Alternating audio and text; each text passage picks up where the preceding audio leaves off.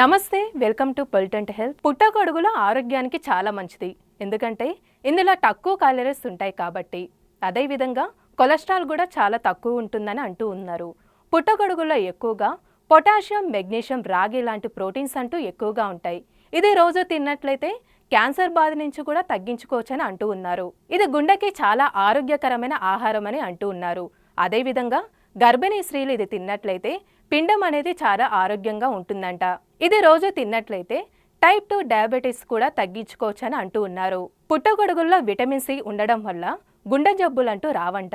ఇది రోజు ఒకవేళ తిన్నట్లయితే మన బాడీకి ఇమ్యూనిటీ లెవెల్స్ అంటూ పెంచుతూ ఉంటుంది. ఈ వీడియో కనుక మీకు నచ్చినట్లయితే లైక్ చేయండి, షేర్ చేయండి, సబ్స్క్రైబ్ చేయండి. అదేవిధంగా కామెంట్ కూడా చేయండి.